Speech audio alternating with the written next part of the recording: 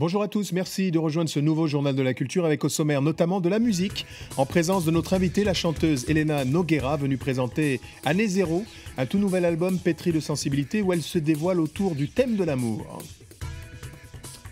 Et comme chaque jour tout au long de cette semaine, nous irons sonder le meilleur de la créativité à l'occasion de la tenue de Visa pour l'image, la plus grande manifestation internationale dédiée au photojournalisme. Du cinéma encore au cœur de ce journal pour vivre grâce à Lisa Nesselson la 39e édition du Festival du film américain de Deauville où se bousculent de très nombreuses stars hollywoodiennes au cœur de l'affiche cinématographique. Mais nous accueillons à présent une chanteuse pétillante qui signe avec Année Zéro le 6e album d'une carrière plurielle.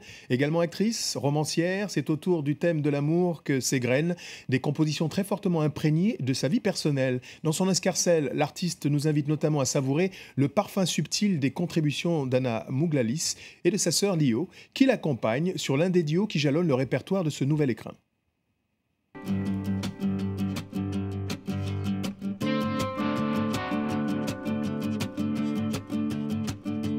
I will never know the end of the story. I will never tell. Let us call it a story. I will never mind.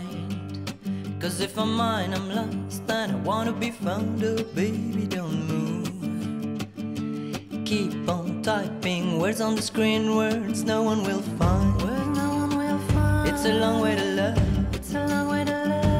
I will take time, more than a second. No need to hurry, cause love can wait and we will wait and see. Année Zéro, le fruit de nouvelles contributions. Elena Noguera, bonjour et bienvenue dans le Journal Bonjour, de la Culture. merci. Nous sommes très ravis de vous accueillir ici.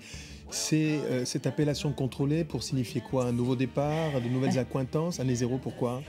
Année Zéro, pour plein de raisons. C'est la première fois que je compose les chansons. Auparavant, j'écrivais les textes et je m'entourais de musiciens qui avaient déjà fait leurs preuves. Là, Delerme, Jacquenot, entre autres, oui, Manoukian. Monsieur Catherine, oui. Donc là, je propose des chansons que j'ai composées moi-même.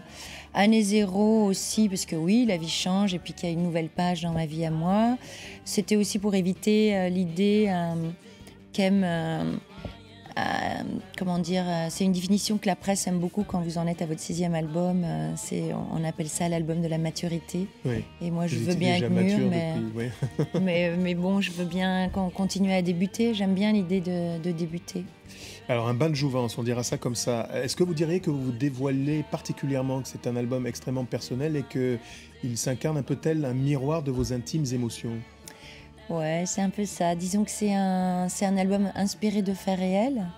Donc souvent, ça l'est d'ailleurs. On écrit quand même en partant d'une matière assez personnelle. L'amour. Et là, c'est l'amour. Moi, je travaille souvent autour de l'amour. Pas que, mais en chanson, en tout cas, oui. Ça m'intéresse. Et là, disons que pendant ces dernières années, entre mon dernier album et aujourd'hui, il y a eu plusieurs muses dans ma vie. Ces muses n'avaient pas les cheveux longs et des formes. Ils avaient des barbes, des muscles, ou pas d'ailleurs, des ventres aussi. Donc voilà, c'était des hommes que j'ai allongés sur le lit et qui m'ont inspiré des chansons. Alors, vous semblez avoir voulu vous entourer d'un nid douillet de collaboration, deux sœurs de cœur, Oui. et Philippe Catherine, qui avait déjà fait des merveilles pour vous, conjoint ex dans la vie de la vie, Ouais. et également saltimbanque accompagnateur sur cet album. Absolument, on a fait une chanson ensemble encore sur ce disque. Bon, c'est une joie de travailler avec lui de toute façon. C'est une manière bref. Et sinon, oui, il y a ma sœur aussi qui est venue chanter avec moi un duo, un duel même, un duel au soleil.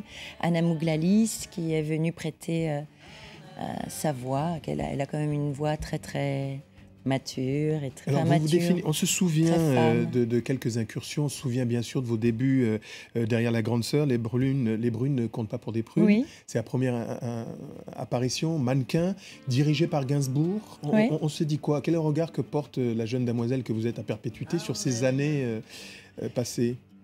Ah, quel regard je porte maintenant? Oui. Oh, je trouve que ça va, que la vie était clémente. Je suis, comment vous dire, je suis une aquaboniste positive, donc comme rien ne sert à rien, je me contente de mon parcours, je le trouve agréable. Enfin, il me va, ça va. On en reparle dans quelques instants. Parlons cinéma à présent. Cette année, la 39e édition du Festival du cinéma américain de Deauville s'est ouverte en fanfare sous la houlette de Vincent Lindon, un président du jury qui n'a pas caché son enthousiasme. Et pour nous faire vivre cette édition faste, notamment rehaussée par la présence d'une pluie de stars, je vous propose de retrouver sur place notre chroniqueuse cinéma maison sur notre canal anglophone, Lisa Neselson.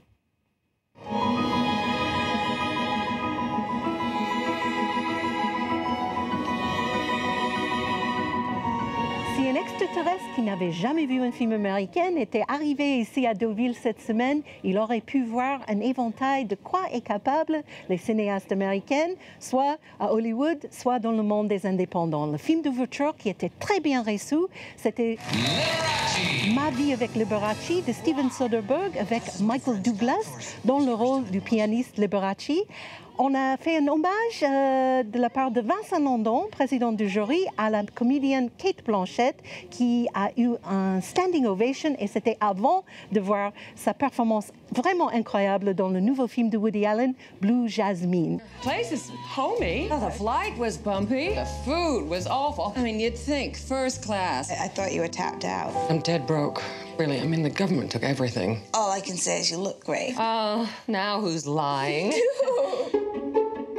Il y avait Forest Whitaker et son metteur en scène Lee Daniels pour Le Majordome, excellent film sur la vraie vie d'un majordome à la Maison-Blanche qui a servi 7 présidents pendant le commencement du mouvement pour les droits civiques des Noirs américains. Souvent, on pense à des photos et à des images d'individus qui luttent pour survivre. On ne voit jamais les troubles internes qui avaient lieu, les forces et le courage qui ont mené à des actes d'héroïsme. Je pense que montrer cette autre image, c'est quelque chose de très spécial. Surprise, White House Down, qui sort cette semaine en France, c'est avec Jamie Foxx en tant que président des États-Unis et Channing Tatum comme agent de service secret qui est obligé de protéger et le président et la Maison-Blanche et l'Amérique et le monde et Deauville.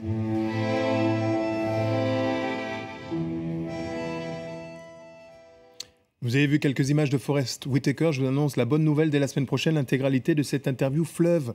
Elena Noguera, la musique, la comédie, le cinéma, un balancier, l'écriture aussi, qui vous va bien, des projets avouables du côté du cinéma? Des projets avouables. Il y a un film qui sort bientôt, qui est un film de Isabelle Tchaïka avec Emmanuel Devos et Natacha Régnier, qui s'appelle La vie domestique, qui est un pamphlet féministe de qualité. Voilà, et puis des tournages à venir à partir de l'automne, là. Eh bien, nous parlons photo à présent. Tout au long de cette semaine, le Journal de la Culture vous invite à une totale immersion au cœur de Visa pour l'image.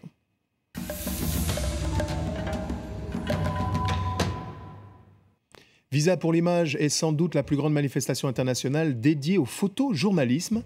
Et c'est dans le sud de la France, à Perpignan, que se croisent des œuvres qui témoignent parfois avec truculence des nombreuses aspérités de l'actualité. Des images de notre reporter Alexandra Renard. Déjà un quart de siècle qu'existe Visa pour l'image. À Perpignan, des lieux inédits accueillent chaque année des milliers de clichés, loin des clichés. La raison d'exister de ce festival, c'est d'abord d'être le point de rendez-vous, la captation de toute cette profession qui finalement ne se rencontre jamais. Pour le grand public, c'est découvrir des choses qu'on ne montre plus assez dans les magazines. Nous, on déroule complètement l'histoire. Arrivée tout droit de New York, Andrea découvre son travail exposé. Quand je suis avec eux, je ne pleure jamais, mais maintenant que je les vois ici, j'ai envie de pleurer. Pendant 2 ans, elle parcourt l'Indonésie et immortalise quelques-uns des millions de malades mentaux qu'on enchaîne, faute de moyens. La façon dont les gens arrivent à survivre est admirable et comment ils arrivent à garder leur morale me stupéfait. On dirait qu'ils vivent sur des rythmes de chansons indonésiennes. Il faisait cette danse avec ses mains et ensuite il tapait sur le mur. Et il était tellement heureux. C'est incroyable parce que c'est pire qu'horrible là-bas. Si je le peux, je vous empêcherai de les oublier, je vous empêcherai de les contourner. À quelques pas, Phil Moore, 31 ans, photojournaliste de l'Afrique de l'Est, expose pour la première fois sa thématique, les conflits de la RDC. C'est un conflit important. C'est une guerre qui dure plus que 20 ans et il y a tellement de souffrance là-bas. Et comme il y a très peu de journalistes qui travaillent là-bas, on est obligé de faire tous les camps et essayer d'avoir le plus d'informations possible. Phil utilise son appareil photo comme un visa pour franchir les lignes de front adverses, comme ici, rejoignant les rebelles. Ce que j'aime de cette image, c'est que ça montre un peu tous la contradiction du conflit. Cet espace qui est magnifique, les collines très très vertes qui peuvent bien nourrir une population, mais à cause de l'insécurité dans la région, les gens n'ont pas le moyen de vivre tranquillement. 3000 photojournalistes se croiseront pendant les 15 jours du festival, héros discrets, prêts à se livrer au grand public. Et la suite demain, car c'est déjà hélas la fin de cette émission. N'oubliez pas que vous pouvez la retrouver sur france24.com ainsi que sur tous nos réseaux sociaux. Elena Noguera, merci. On rappelle qu'à l'affiche, il y a donc ce nouvel album, le 6e de la saga, d'autres rêves. Et puis, défendre les couleurs de cette compulsion sur scène. Sur scène, oui. On commence le 3 octobre à Paris, jusque décembre. Et puis voilà, jusqu'à l'été, les festivals, etc. Donc, à très bientôt, ici ou en Belgique, sait-on jamais. Et en Belgique, oui. Bon Avec joie. retour. Merci beaucoup. On se quitte avec des images d'animation. 5 ans tout juste après Ponyo, la Mostra de Venise a donc eu la primeur internationale de projeter The Wind Rises, dernier long métrage de Hayao Miyazaki, grand maître de l'animation japonaise, qui vient d'annoncer son retrait définitif d'une carrière hautement célébrée. Merci pour votre fidélité et à demain. Salut.